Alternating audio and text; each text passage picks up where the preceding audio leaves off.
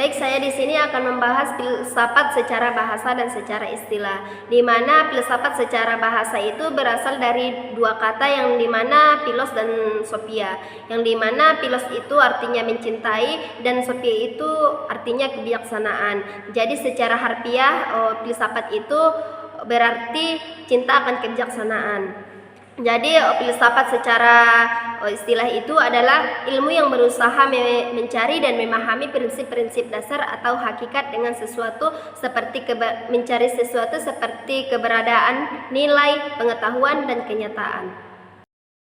Nah, yang kedua itu mengapa manusia berfilsafat dan jelaskan penyebab manusia berfilsafat dan ciri berpikir manusia berfilsafat. Nah, alasan manusia berfilsafat itu karena didorong oleh rasa ingin tahu yang mendalam tentang kehidupan, eksistensi, dan alam semesta.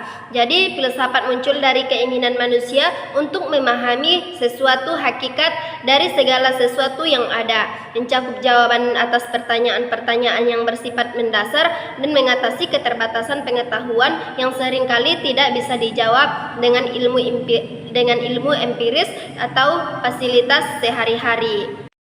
Nah, selanjutnya itu ciri-ciri berpikir filsafat, yang dimana ada radikal, dimana radikal itu ialah pemikiran yang mencari hakikat yang paling mendasar tentang sesuatu. Nah, yang kedua itu ada kritis, dimana kritis itu tidak mudah menerima sesuatu tanpa analisis dan evaluasi yang mendalam. Nah, yang ketiga itu ada sistematis, dimana sistematis itu pemikiran filsafat yang cenderung mengikuti suatu sistem atau struktur yang jelas.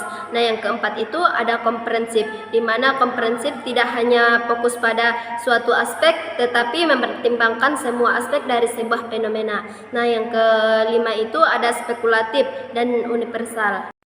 Nah, selanjutnya itu mempelajari filsafat. Jadi manfaat mempelajari filsafat itu sangat luas, baik dalam cara berpikir maupun dalam kehidupan sehari-hari. Di mana contohnya itu melatih berpikir kritis dan analisis, memperluas wawasan dan memahami berbagai aspek perspektif. Nah, dan selanjutnya itu mengembangkan kemampuan problem solving dan menjadi pribadi yang baik, bijaksana dan reflektif, dan meningkatkan etika pemahaman moral dan menumbuhkan rasa ingin tahu dan kreativitas dan menghadapi ketidakpastian dengan lebih baik dan menemukan makna dan tujuan hidup. Nah, relevansinya dalam kehidupan sehari-hari itu tanpa kita sadari banyak dari keputusan dan tindakan yang kita lakukan secara tidak langsung dipengaruhi oleh cara berpikir yang filosofis, seperti memiliki karir atau tujuan hidup, membangun relasi yang lebih sehat, dan menghadapi konflik atau perbedaan pendapat, mengambil keputusan yang lebih bertanggung jawab.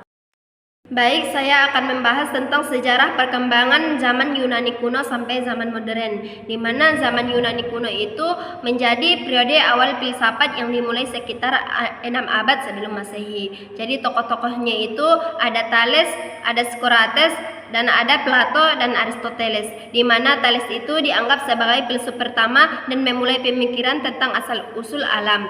Dan ada juga itu Socrates tentang fokus pada etika dan bagaimana manusia seharusnya hidup.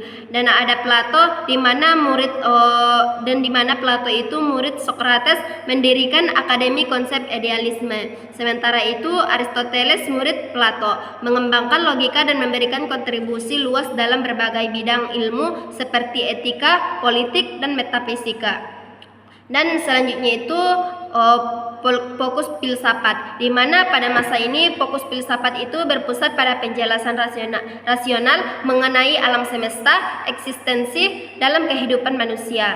Dan para filsuf Yunani bertanya tentang hakikat dari sesuatu, asal muasalnya alam semesta, serta bagaimana manusia seharusnya hidup untuk mencapai kebahagiaan.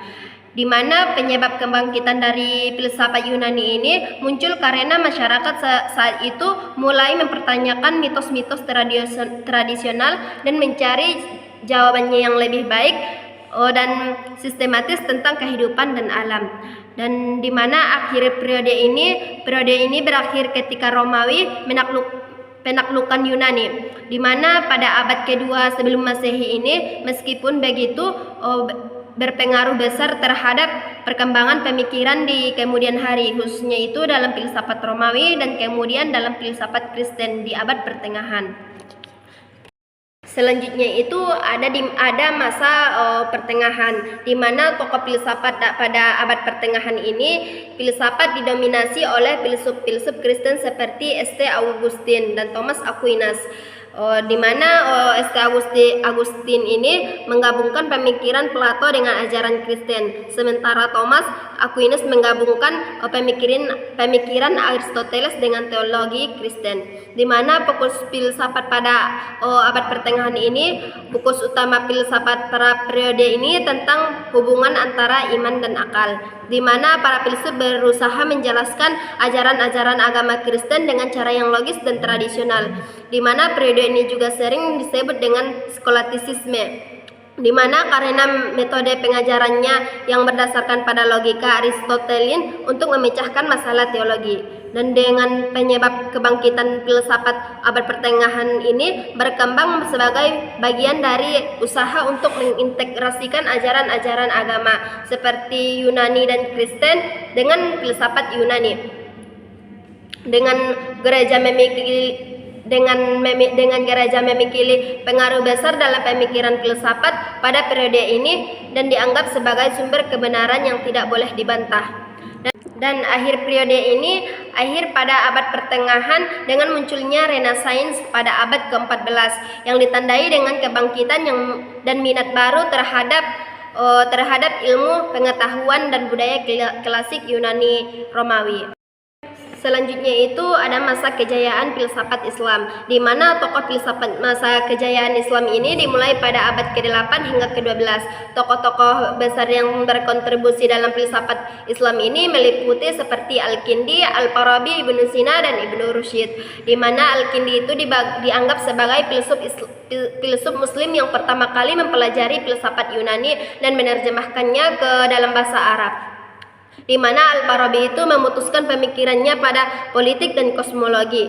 Sementara Ibnu Sina ini terkenal dengan karyanya dalam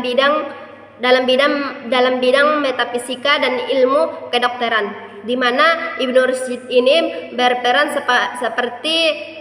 penting dalam memperkenalkan pemikiran Aristoteles ke dunia barat. Dengan fokus filsafatnya itu adalah mengharmoniskan antara ajaran Islam dengan filsafat Yunani, khususnya itu seperti Aristotelisme dan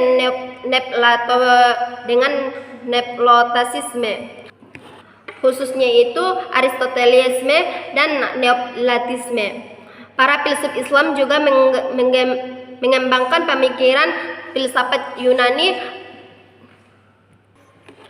Para filsuf Islam juga mengembangkan pemikiran dalam bidang etika, politik, dan ilmu pengetahuan, termasuk matematika, kedokteran, dan astronomi, di mana penyebab kebangkitannya itu kebangkitan filsafat Islam dipicu oleh minat besar terhadap ilmu pengetahuan